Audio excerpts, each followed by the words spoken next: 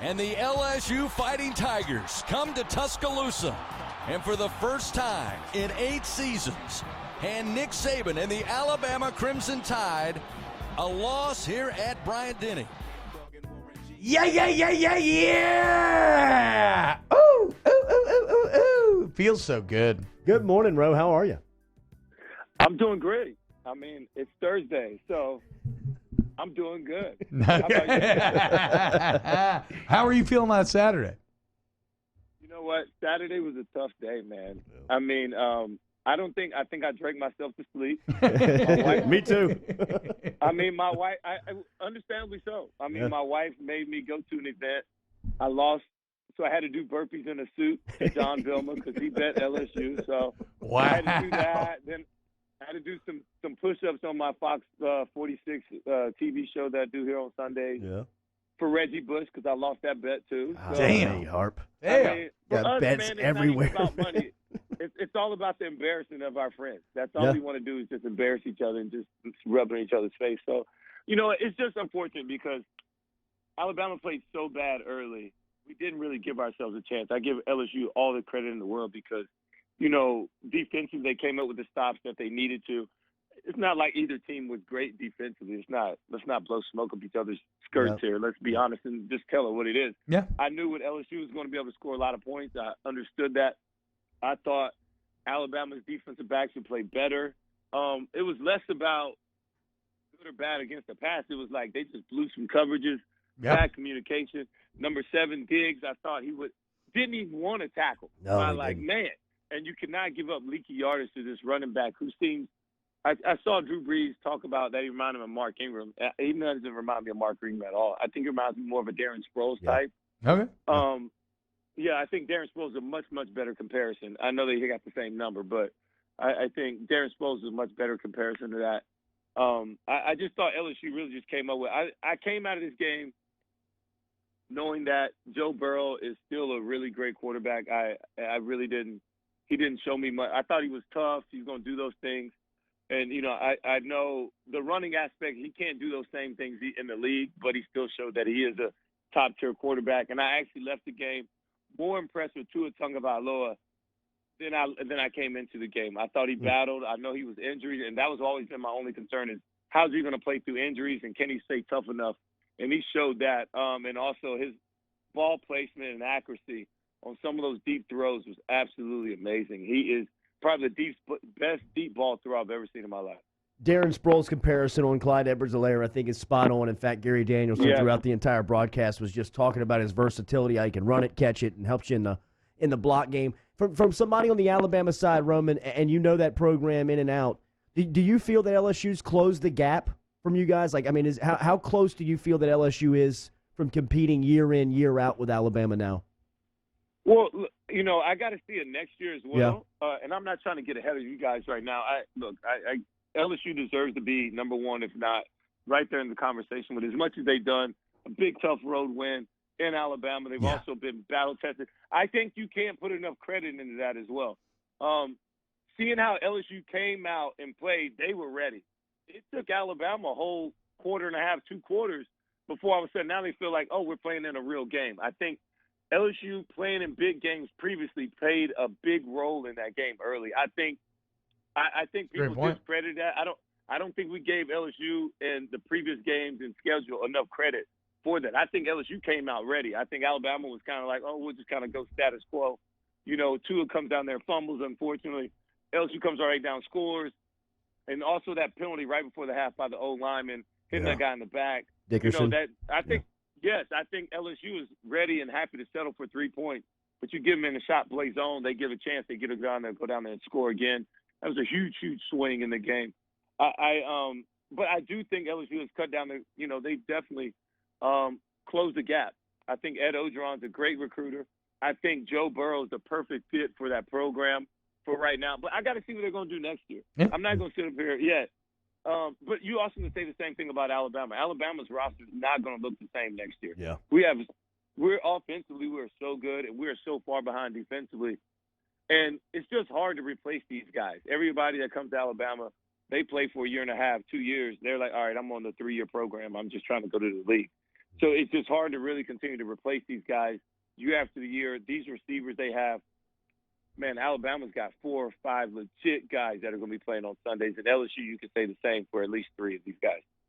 Yeah, it is wild how many of the draft-eligible juniors from Bama, how highly they rank on these draft boards. So it's going to be a draft full of LSU and Alabama players being called. It'll be fun to look back at this game. Yes, it will be. Yes, it will be.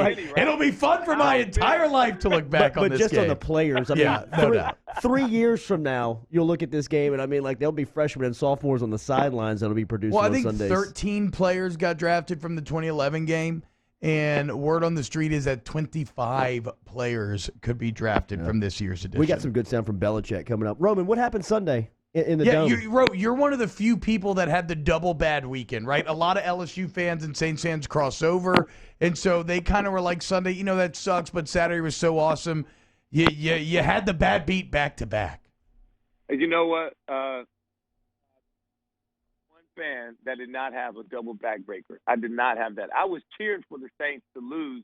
Oh. Because all the LSU trollers were out there, and I know they're all fans. So I'm like, no, I'm bringing you all down right there with me. I want you all down. I want them to lose. Who cares? I was so happy just because all the trolls, they were on me. Okay, you know what? I respect that. Thank you. I appreciate it. I was like, you know what? I want them to lose because I know they're all LSU fans, every single one of them. So, and if you're not, my bad, but I don't care. I just bring them all down. They can all be in the stupid with me. I was all mad and teed off. And then next you know, the Saints lose, and I was just like, you know what? I'm kind of happy about this. That's good spin zone. All the LSU fans that were so happy last night woke up hungover, barely making it to the game. Ugh. I'm glad you all lost. Yeah, I slept. I mean, to be completely honest, I was so hungover. I mean, I was on one Saturday night. I slept during that entire Saints-Falcons game. Slept the entire time. You could smell it early. I was like, I'm checking out. I'm not watching. Yeah. I'm not doing this. My brother was at the game, and he said, look, the people were so hungover. He said, dude, they weren't even loud till like after halftime. He said they would just sleep in there. It was crazy. It was good. So they two Tampa Bay this weekend. And after a game like that, this is where Peyton usually does his best work, right? Yeah, man. Well, Peyton usually does a great job of really, coming off a bye. Yeah. Don't buy the cheese. Da-da-da-da-da. He has rat traps all over the place. Don't fall into the trap game. And they lost last week, which I don't know how you can make Atlanta a trap game when they're a rivalry. So it's really weird how that game kind of went down. I think Marshawn Lattimore's injury really affected that game because Julio all of a sudden came alive. I thought Matt Ryan didn't turn the ball over. He played one of his best games he's played all year long. So now what do you do to bounce back from that? Now you got Jameis Winston who's going to throw the ball all over the park. They're going to try and mix in some runs, but Mike Evans and Terry Godwin have been on it all year long. So, especially with the Marshawn Lattimore, how's he going to play? What are we going to do defensive back-wise? So I think they need to have a plan. Not only that, offensively, they got to come alive. They didn't score last week. Yeah. And that is the second or third time this season where the Saints have not been able to score a touchdown. They have to stop settling for field goals in the red zone, and they have to convert these things into points. It changes the mindset of the team. It changes the momentum of the game. And also, it changes the score. Most teams do not win by kicking field goals. This year was some of the first times. I think Drew Brees is still, defeated as a Saint when they don't score touchdowns. I think Teddy Bridgewater is the only quarterback that's actually won a couple games. I'm not trying to say it's a quarterback here. It's just the situation that is, and just looking at the numbers. The Saints have to score touchdowns, and they need to score a lot this weekend. I think Tampa Bay's going to put up some points, and our defense is not just going to be as stymied as they have been. I think the Saints are going to have to win this game offensively. So you mentioned the red zone issues. Obviously, you know the defensive side of the ball as well as anybody that we ever talk to. As a defender, what works best in the red zone? How do the Saints, or the personnel that they have, how do they fix those red zone issues? I think they really have to get back to really running the ball a lot more. They did, and they can't let Drew get hit on.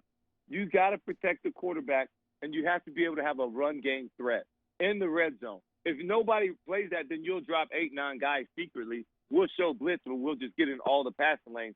And the passing lanes are so tight. The decisions have to be made so fast. The windows are so easy, and you also have the 12th defender behind you because you have the back line and also on the sidelines. So it's a lot more condensed area where you're trying to throw into these tighter windows. So if I can drop many people back and get them in throwing lanes because Drew's not a threat to run the ball, that is a formula if I'm a defense trying to play against the Saints. I want to show like I got a lot of guys so they check out and make sure that they throw it, and I dictate to what they want to do, right? I show them what I want them to see because I want them to run these type of plays, and then I defend it from there. So understanding that, they need to be heavy and understanding just run the ball. Run the ball in the red zone and get more going downhill. I think Alvin Kamara kind of disappeared last week. We need to get him more going. He needs to get more touches. And Latavius Murray, somehow or another, he was so good without Alvin Kamara. Now all of a sudden Alvin Kamara's back and we have a drop-off here. We have to figure this whole dilemma out and make it go. You have so many weapons on offense. Just use them or find a way to be effective with all of them together. Were you surprised Peyton got engaged on game week? Man, I never doubt anything Sean's doing. I try not to pay attention to Sean's crazy personal life. All right? I try to stay completely out of that. All right? But, hey, Yeah. loves company. So, come on, man. Get married like the rest of us. Row the man. All right, we'll talk to you next week, man. There he is. All right, bro. Hey, congrats, man. And Thank you know you. what? Go undefeated, and we'll see you guys in the playoffs. There it is. There it is. All I right, don't think that's so, good. That's Ro. good. I don't Hey, think come so, back and Ro. come catch these hands one more time, That's bro. right. It's You all want good. the smoke, Ro? Hour 2, we're closing up next.